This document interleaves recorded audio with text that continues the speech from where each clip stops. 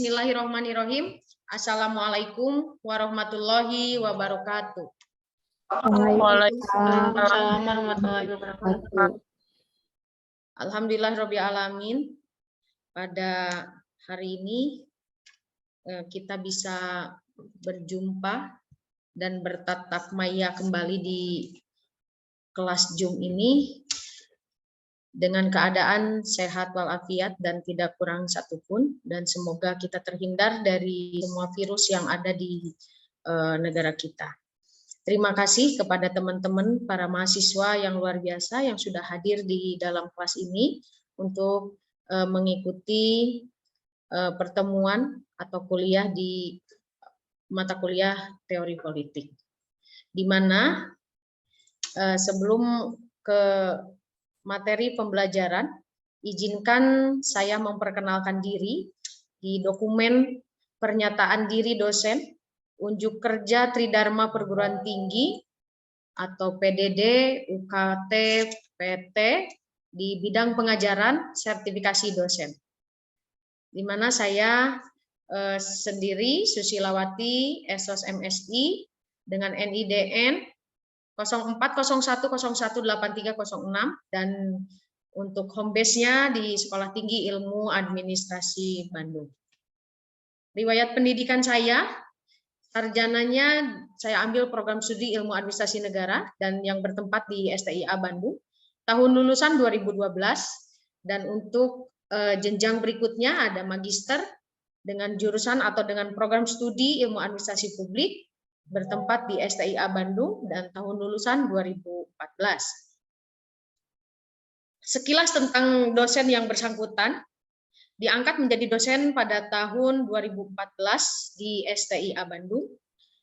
Dan yang kedua, sejak 2014 bertugas sebagai dosen tetap pada Prodi Administrasi Publik. Mata kuliah yang pernah diampu diantaranya pengantar ilmu politik, teori politik, sistem politik Indonesia, etika administrasi publik, sistem administrasi negara, manajemen sumber daya manusia sektor publik, e-government, manajemen perubahan, dasar-dasar logika, pendidikan kewarganegaraan, Pancasila, demografi dan lingkungan hidup, dan yang terakhir pengantar antropologi. Di mana yang akan diampu di pertemuan berikutnya adalah nanti teori politik. Berdasarkan kurikulum 2017 di program studi administrasi publik, mata kuliah teori politik adalah mata kuliah inti yang berjumlah 3 SKS. Sebelumnya saya sampaikan untuk kontrak kuliah dengan mahasiswa. Di sini saya mempunyai dokumen pembelajaran, deskripsi mata kuliah, materi pembelajaran, sistem pembelajaran, interaksi antar dosen dan mahasiswa, sistem penilaian, dan micro teaching. Untuk dokumen pembelajaran, perhitungan SKS mata kuliah, metode pembelajaran, RPS, rancang tugas, kontrak perkuliahan, dan referensi buku rujukan. Deskripsi mata kuliah di sini, mata kuliah ini menjelaskan mengenai perkembangan, definisi, pengertian, filsafat, pendekatan ilmu politik atau teori sistem dan teori negara, teori kekuasaan, teori elit politik, teori budaya politik dan sosialisasi politik, serta konsep perilaku politik, demokrasi dan demokratisasi, dan yang terakhir partai politik dan partisipasi politik. Materi pembelajaran didahulukan oleh pendahuluan, teori sistem dan teori negara, teori kekuasaan, teori elit politik, teori budaya politik dan sosialisasi politik, konsep perilaku politik, demokrasi dan demokratisasi, partai politik, partisipasi politik, dan langsung ke sistem pembelajaran. Sistem pembelajaran selama masa pandemi COVID-19, di mana kita akan diselenggarakan dengan memakai audio atau bahan pembelajarannya itu laptop, handphone, internet. Adapun GCR atau online, di mana deskripsi mata kuliah, ada rancangan pembelajaran semester atau RPS, kontrak kuliah, penyampaian materi, tugas-tugas atau kuis, kehadiran mahasiswa, ujian, dan hasil ujian. Yang ketiga, aplikasi pengganti tatap muka menggunakan Zoom atau Meet atau Google Meet. Dan yang terakhir, aplikasi komunikasi bisa melalui grup WhatsApp Group dan Google Classroom atau GCR. Metode pembelajaran di sini, metode ceramah, pembelajaran kolaboratif, diskusi, dan tanya jawab. Di mana ada 3 poin di sini, kuliah tatap muka atau via Google Meet atau Zoom 100 menit, diskusi 60 menit, dan tugas 60 menit. Berlaku di sini 220 menit. Untuk selanjutnya, interaksi dalam hal penyampaian materi, diskusi menggunakan Google Meet yang dapat diakses di handphone atau di laptop, serta menggunakan jaringan internet. Yang kedua, diskusi tambahan jika diperlukan dapat memanfaatkan fasilitas GCR atau diskusi di grup di WhatsApp yang dibuat untuk khusus per kelas, yang mana kita nanti akan selenggarakan. Yang ketiga, tugas dapat dikerjakan selama jam mata kuliah ataupun dikerjakan di luar jam mata kuliah. Yang keempat, akan dilakukan kuis untuk membantu mahasiswa dalam mereview materi. Kuis dapat dilakukan menggunakan sistem kuis atau Google Classroom atau GCR. Sistem nilai. Saya sampaikan untuk sistem nilai di sini, presentasi nilai. Presentasi dan presensi dan tugas itu ada di 30%, ujian tengah semester 30%, dan ujian akhir semester ada 40%. Jadi total keseluruhan 100%. Dan mohon oleh para mahasiswa diingat dan diperhatikan dengan sistem nilai ini saya sudah tentukan yang tadi saya sebutkan. Apakah bersedia atau mengikuti dengan sistem nilai yang saya sampaikan? Para mahasiswa? Bersedia, Bu. Bersedia ya? Baik, terima kasih kalau bersedia. Baik, terima kasih. Selanjutnya ada ke sistematika pembahasan. Sistematika pembahasan di sini ada capaian pembelajaran mata kuliah atau CPMK, deskripsi singkat mata kuliah, bobot perkuliahan, metode pembelajaran, aturan perkuliahan, materi pembelajaran, bobot penilaian, tugas, sumber bacaan atau referensi, UTS, dan UAS. Bisa dipahami ini semua? Bisa, Bu. Bisa, Bu. Baik, terima kasih. Capaian pembelajaran mata kuliah di sini, mahasiswa mampu memahami dan menjelaskan isu-isu terkini yang berkaitan dengan teori politik. Kedua, mahasiswa mampu menguasai berbagai konsep dalam mata kuliah teori politik yang menjadi dasar teori sifat atau karakter yang sederhana, di mana parsimonius dan sistematis sudah menjelaskan gitu ya di sini. Yang ketiga, mahasiswa mampu memecahkan dan mengambil keputusan dalam mengatasi masalah-masalah yang muncul dalam pengelolaan teori politik. Untuk berikutnya, materi pembelajaran atau pokok bahasan.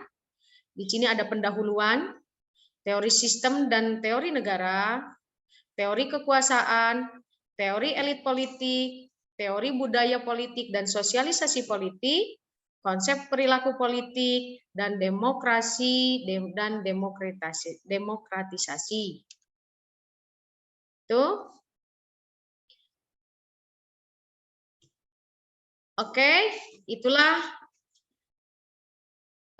pemaparan atau perkenalan saya dan sebagai kontrak belajar kita, di mana kontrak belajar kita yang sudah kita sepakati tadi ada UTS, UAS, dan kehadiran beserta tugas ya.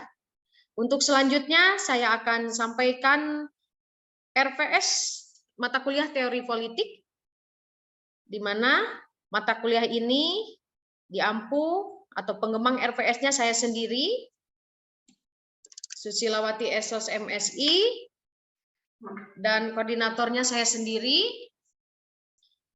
diketuai Prodi Administrasi Publik ada Bapak Dana Prihadi SE MSI. Saya sampaikan rancangan pembelajaran RPS ini ada CPL-nya S1, S2, S6, S9, P1, P3, KU1, KU2, KU3. Di mana KU5, KU1 di sini ya. Dan capaian pembelajarannya sudah tadi saya sampaikan.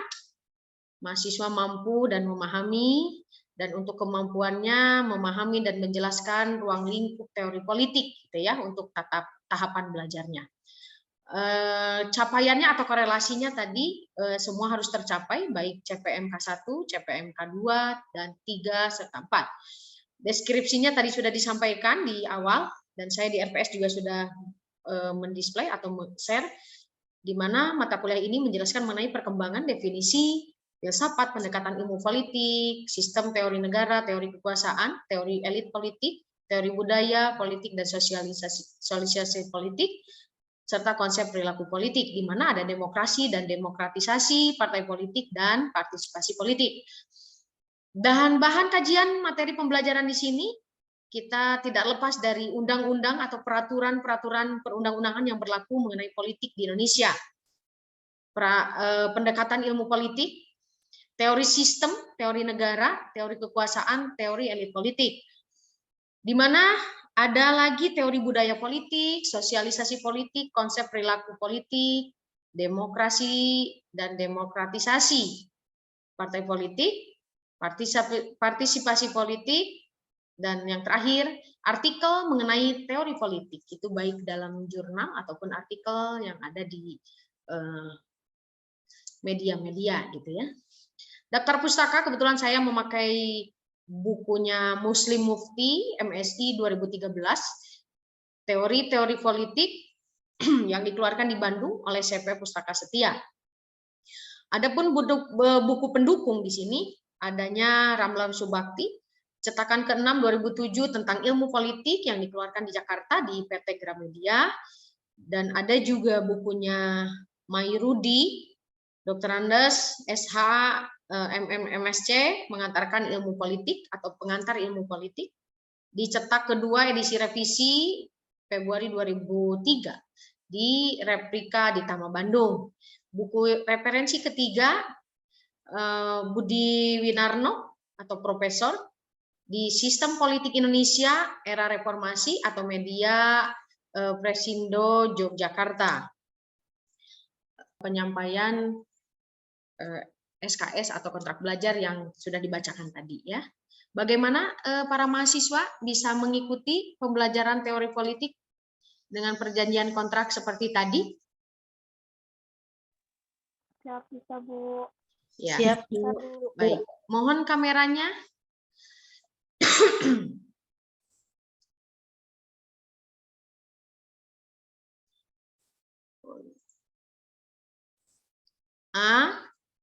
Para mahasiswa masih semangat untuk pertemuan pertama?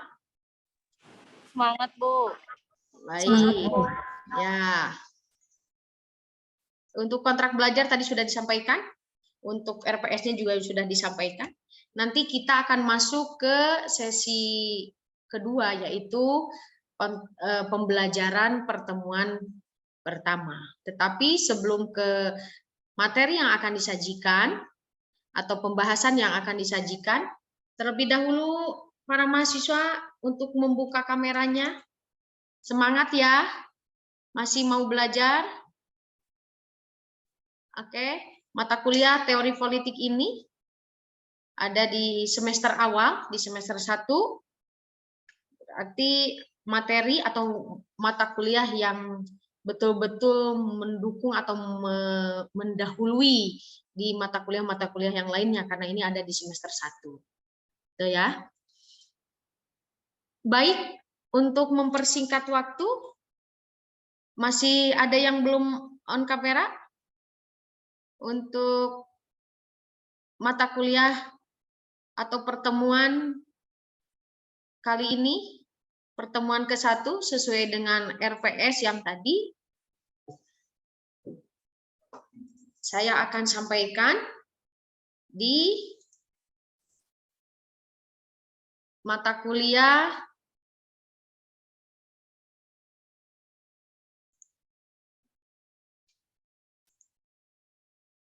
teori politik saya sendiri, Susilawati SSMSI dengan NIDN-nya 0403 018306.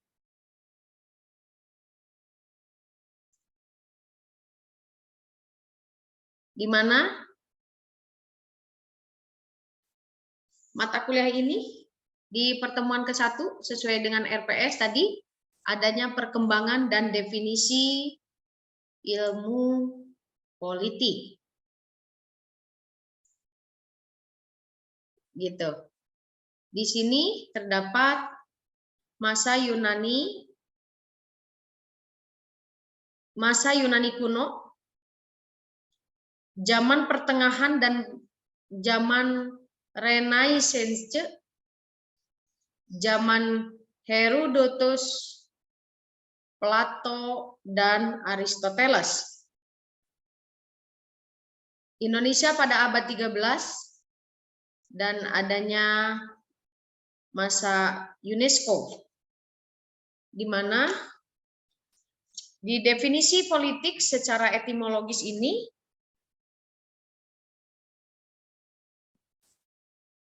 ada menurut Meriam Budiarjo, menurut Godin, menurut Blus Sensley, Gardner, dan Frank Godwin, ada ilmu politik terbagi dua, yaitu volisional dan non-volisional.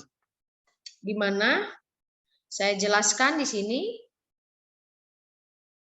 untuk masa Yunani kuno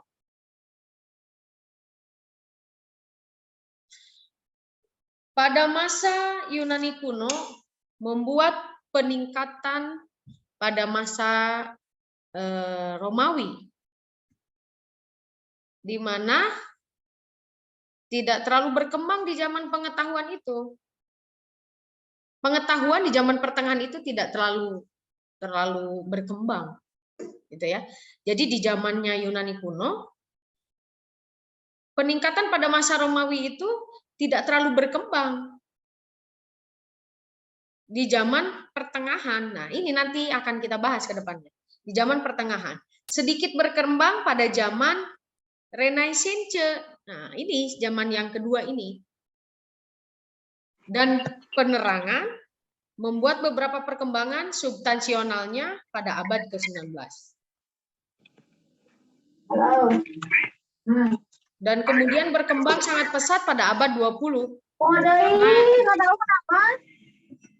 Karena ilmu politik mendapatkan karakteristik tersendiri. Gitu ya. Nah, di sini ada zamannya Herodotus, ada zamannya Plato dan Aristoteles, di mana di beberapa pusat kebudayaan Asia seperti India, Cina, telah terkumpul beberapa karya tulis yang bermutu. Dan tulisan-tulisan itu didapat dari negara India, terkumpul dalam kesusastraan Dharma Sastra dan Arta Sastra, ya. Berasal kira-kira tahun 500 sebelum Masehi. Nah, ini filsufat ini terdapat atau berasal dari negara Cina yang terkenal, dan Konfusius di masa itu gitu ya, di zaman 500-an lah, 500 sebelum Masehi. Tetapi untuk ilmu politiknya sebagai pemikiran ini adalah mengenai negara sudah dimulai pada tahun 450 sebelum Masehi. Ya, jadi ilmu politik terlebih dahulu adanya. Setelah ada ilmu politik baru adanya zaman Plato, adanya Aristoteles. Gitu ya. Oke, untuk selanjutnya adanya tadi abad ke-15 abad ke-13 atau UNESCO. UNESCO di sini di abad ke-13, perkembangan ilmu politik juga disebabkan oleh dorongan kuat beberapa badan internasional, di mana seperti UNESCO adanya perbedaan antara metodologi dan terminologi dalam ilmu politik. Maka UNESCO pada tahun 1948 melakukan survei mengenai ilmu politik di kira-kira 30 negara gitu ya, 30 negara untuk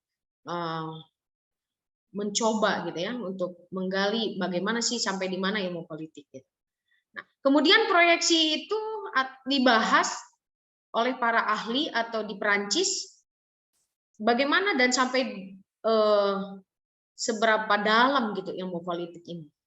Nah, di Perancis ini menghasilkan buku yang berjudul buku kontemporari atau kontemporari political science pada tahun 1948. Nah, nanti para mahasiswa bisa nyari bukunya kontemporari political science di tahun 1948 ya. Bisa dicari nanti. Nah, untuk definisi politik secara etimologisnya di sini berasal dari kata polis. Ya, berasal dari kata polis. Di sini bahasa Yunani yang artinya negara kota, kemudian diturunkan kata lain seperti polites atau politis atau warga negara. Politis ini adalah kewarganegaraan ya kalau secara ininya atau sipil. Kebetulan di sini ada menurut William Budiarjo, menurut Gordin, menurut Bruce Tansil, Garner, dan Frank Gordon, ilmu politik terbagi dua, yaitu pollution dan non-pollution. Ya. Mohon maaf. Perkembangan ilmu politik. Ini, perkembangan ilmu politik. Di sini, di ilmu politik diawali dengan baik pada masa Yunani kuno. Peningkatan pada zaman Romawi, pada zaman masa Romawi tidak terlalu berkembang di zaman pertengahan yang tadi saya sudah sampaikan ya. Sedikit berkembang pada zaman Renaissance 20 karena pada abad 20 ilmu politik mendapatkan karakteristik tersendiri. Tadi sudah dijelaskan ya, ini perkembangannya. Masih di perkembangan, Indonesia sendiri ada beberapa karya tulis tentang kenegaraan, misalnya Negara Kertagama sekitar abad 13 dan Babad Tanah Jawi. Kesejahteraan di negara-negara Asia mulai mengalami kemunduran karena terdesak oleh pemikiran barat yang dibawa oleh negara-negara penjajah dari barat. Di perkembangan ilmu politik ini juga ada negara benua Eropa. Bahasannya mengenai politik pada abad ke-18 dan ke-19 banyak dipengaruhi oleh ilmu hukum. Karena ilmu politik hanya berfokus pada negara. Selain itu, ilmu hukum, pengaruh ilmu sejarah, filsafat pada ilmu politik masih terasa sampai Perang Dunia Kedua. Gitu ya. Jadi ilmu politik atau teori politik adalah ilmu yang saling bergandengan dengan ilmu-ilmu lainnya. Seperti ilmu hukum, ilmu sosial, ilmu budaya, dan lainnya. Gitu ya. Oke. Nah, ini definisinya. Sebelum ke definisi ilmu politik, apakah ada yang bertanya mengenai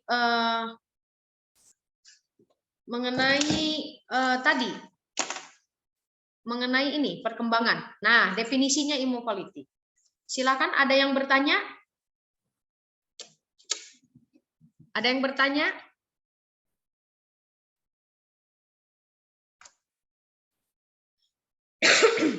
Silakan, ada yang bertanya?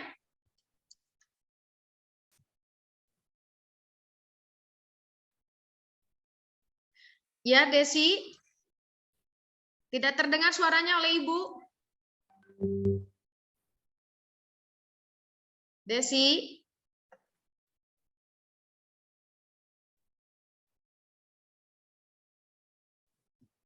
Halo.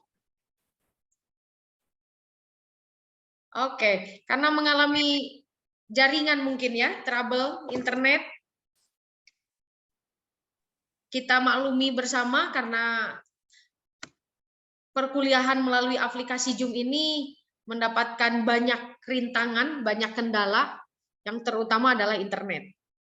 Kita sudah syukur alhamdulillah bisa bertatap muka maya seperti ini dalam pembelajaran teori politik. Tetapi bagi mahasiswa yang terkendala internet, sampai akhirnya tidak bisa terdengar suaranya. Padahal Desi sudah terdengar sudah terlihat akan menanyakan pertanyaannya di sesi ini gitu ya.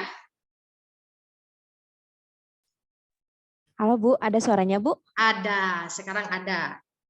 Iya Des, mau bertanya Desi sama Ibu Iya Bu. Tentang perkembangan dan definisi ilmu politik Bu. Ilmu politik. Iya. Silakan. Maaf Bu, izin bertanya. Saya mahasiswa atas nama Desi Astriani, NPM 2001146. Mau bertanya, ilmu politik menurut Miriam Budi Arjo di dalam bukunya Bu. Ya, cukup itu aja. Oke, baik. Terima kasih Bu. Baik, terima kasih Desi atas pertanyaannya. Dan saya akan jelaskan di sini untuk ilmu politik menurut Miriam Budi Arjo, di mana dasar-dasar ilmu politik adalah ilmu yang mempelajari tentang perpolitikan. Itu menurut Miriam Budi Arjo. Tetapi untuk menurut buku-buku yang lain masih banyak. Ya, betul. Tetapi karena Desi menanyakan tentang buku Miriam Budi Arjo, saya jawab, dasar-dasar ilmu politik atau ilmu politik adalah ilmu yang mempelajari tentang perpolitikan. Dan politik bisa diartikan sebagai usaha-usaha untuk mencapai kehidupan yang baik. Itu ya Des ya? Ya, baik Bu. Terima kasih. Bisa dimengerti Desi? Insya Allah Bu, bisa. Oke, terima kasih. Saya lanjutkan untuk materi berikutnya. Untuk materi berikutnya, tadi perkembangan politik di Indonesia sudah. Untuk berikutnya, definisi ilmu politik. Nah, ini definisi ilmu politik ini apa? Seperti apa? Saya sampaikan di layar ini. Ilmu politik itu perlu diketahui dan lebih dulu apa itu politik. Nah, ini secara etimologis politik berasal dari bahasa Yunani atau polis yang berarti kota yang berstatus negara. Bisa dimengerti ya? Bisa dimengerti teman-teman para mahasiswa? Bu. Secara umum, istilah politik dapat diartikan sebagai atau berbagai macam kegiatan dalam suatu negara yang menyangkut proses, menentukan tujuan-tujuan dari sistem itu, dan melaksanakan tujuan itu. Nah, itu definisinya. Dan ini menurut Miriam Budi Arjo yang tadi Desi tanyakan, saya sampaikan di sini. Ilmu politik adalah ilmu yang mempelajari tentang perpolitikan. Betul ya, Des ya? Ya, betul Bu. Politik diartikan sebagai usaha-usaha untuk mencapai kehidupan orang yang baik atau yang baik. Orang Yunani seperti Plato, Aristoteles menyebutnya sebagai endaimonia atau the good life. Yang dalam arti bahasa Indonesianya adalah kehidupan yang baik. Dan menurut Gordin, nah yang tadi, menurut Gordin dalam bukunya New York Handbook of Political Science, yaitu apa? Politik dapat diartikan sebagai penguasa kekuasaan sosial secara paksa. Jadi, ilmu politik dapat diartikan sebagai sifat dan sumber paksaan itu serta cara menggunakan kekuasaan sosial dengan paksaan tersebut. Ya, sebelum saya lanjut ke materi slide berikutnya, saya tanya ke teman-teman atau ke para mahasiswa, adakah yang tertarik ikut ke partai politik?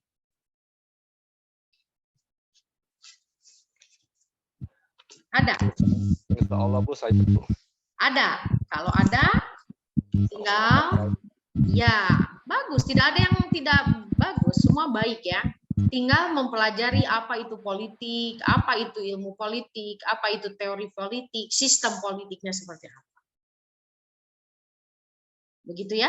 Karena menurut Godin yang tadi dalam bukunya sudah dijelaskan bahwa arti politik itu sebagai penguasa atau kekuasaan sosial secara paksa. Dipaksa. Ini sudah jelas di dalam buku teorinya. Dan ilmu politiknya itu juga dapat diartikan sifat dan sumber paksaan. Bukan berarti nanti misal Pak siapa tadi yang mau berpolitik karena ada paksaan dari pimpinan, bukan seperti itu. Ya? Belajar Bu. Iya, belajar. Bisa dimengerti?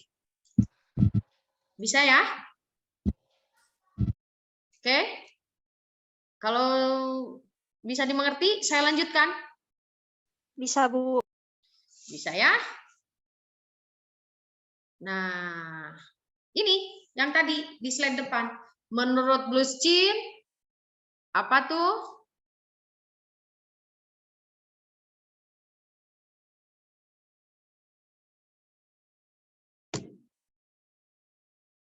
Gardner dan Frank Goodnow menyatakan bahwa ilmu politik adalah ilmu yang mempelajari lingkungan kenegaraan. Menurut Seeley dan Stephen Leacock, ilmu politik merupakan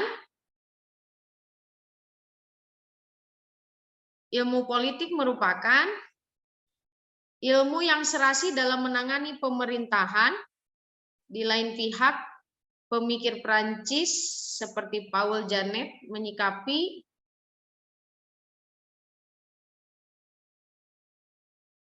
mengenai atau menangani pemerintahan. Di lain pihak, pemikir Prancis seperti Paul Janet menyikapi ilmu politik sebagai ilmu yang mengatur perkembangan negara, begitu juga prinsip-prinsip pemerintahan.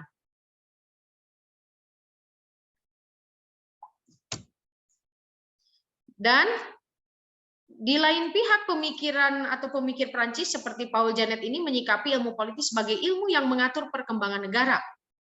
Begitu juga prinsip-prinsip pemerintahan. Pendapat ini didukung oleh R.N. Gilchrist ya. Gilchrist.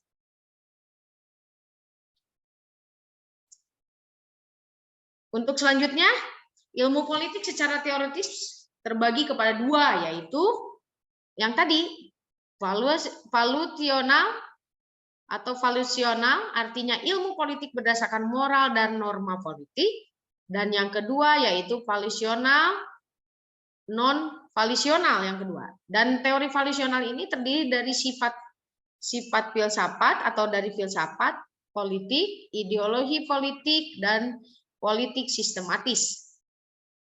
Silakan, barangkali ada yang mau mencatat ya, barangkali ada yang mau dicatat. Dan yang kedua, menurut Gilchrist ini, ilmu politik terbagi dua kan, yang satu tadi valuasional, dan yang kedua adalah non-valuasional. Yang artinya, ilmu politik hanya sekedar mendeskripsikan dan mengkomprasikan satu peristiwa dengan peristiwa lain tanpa mengaitkannya dengan moral atau norma. Oke, silakan. Ada yang bertanya untuk sesi berikutnya? Ada yang bertanya?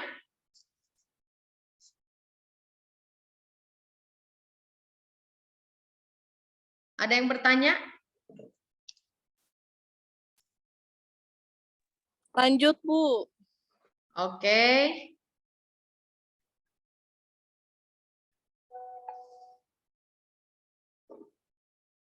Ada yang bertanya di antara teman-teman untuk sesi ke-1 ini? Novi, Bu. Ya, silakan. Ada siapa nih? Novita, Bu, dari administrasi publik. NIM-nya 19011122. Oke. Bu, untuk di teori sistem dan teori negara, ada kata negara, mohon dijelaskan, Bu. Oke. Dimaksudkan apa? Seperti apa? Teori negara dan teori sistem? Ya, kan ada kata negara. Nah, kata negaranya itu mohon dijelaskan, Bu. Oke. Mungkin kurang dipahami ya di situ. Oke, saya jelaskan. Nah, di sini secara etimologis yang tadi sudah disampaikan, kata status di dalam bahasa Latin atau klasik adalah suatu istilah abstrak yang menunjukkan keadaan atau tegak, ya, tegak atau tetap gitu ya, teguh, di mana sesuatu yang memiliki sifat-sifat yang tegak dan tetap. Di sini ada teori sistem dan teori negara. Ada kata negara. Saya jelaskan di sini kata negara ini mempunyai dua arti. Yang pertama, negara adalah masyarakat atau wilayah dan yang merupakan suatu kesatuan politis. Saya ulangi lagi, Dek Novi. Kata negara di sini mempunyai dua arti. Ya. Arti yang pertama adalah negara. Negara adalah masyarakat. Ya. Atau wilayah. Yang merupakan suatu kesatuan politis dan artinya ini wilayah atau masyarakat. Jadi, saya ulangi, kata negara di sini adalah masyarakat atau wilayah, di mana masyarakat dan wilayah itu ada dalam sebuah negara. Saya lebih jelaskan di sini. Dalam arti ini, India, Korea Selatan, ataupun negara lainnya, diantaranya ada Brazil, merupakan negara. Gitu ya. Indonesia negara, Malaysia negara. Berarti negara dalam kata ini adalah sebuah wilayah yang mana di dalamnya ada masyarakat. Gitu ya. Nah, arti keduanya, di sini ada arti kedua. Di arti keduanya adalah negara, lembaga pusat yang menjamin kesatuan politis itu sendiri. Yang menata dan dengan demikian menguasai wilayah itu. Paham ya? Yang ke satu adalah negara, adanya wilayah, adanya masyarakat. Dan arti yang keduanya adalah lembaga pusat yang menjamin kesatuan politis itu sendiri. Berarti adanya masyarakat itu sendiri. Yang menata dan dengan demikian menguasai wilayahnya itu sendiri. Paham ya? Oke? Oke. Terima kasih Denovi sudah bertanya. Paham ya?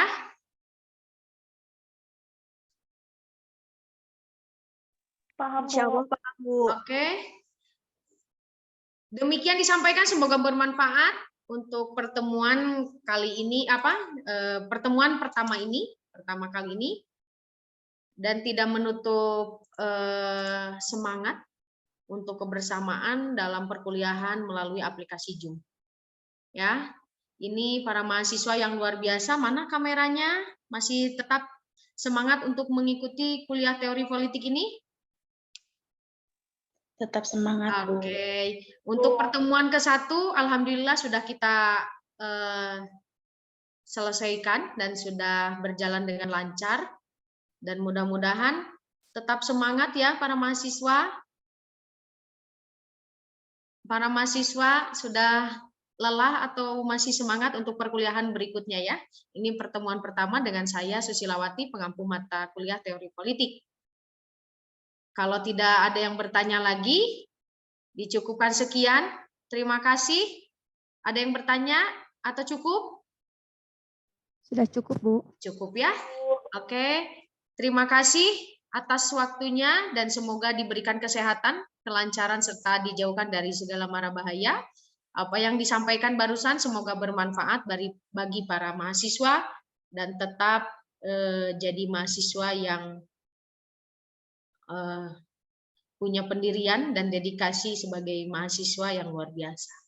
Sekali lagi terima kasih atas kesempatan pertemuan ini. Saya akhiri dengan bacaan Alhamdulillahirabbil alamin. Wabillahi taufiq wal hidayah. Wassalamualaikum warahmatullahi wabarakatuh. Terima kasih. Waalaikumsalam. Terima kasih, Bu. Terima kasih, Bu. Sama-sama, terima kasih atas waktunya.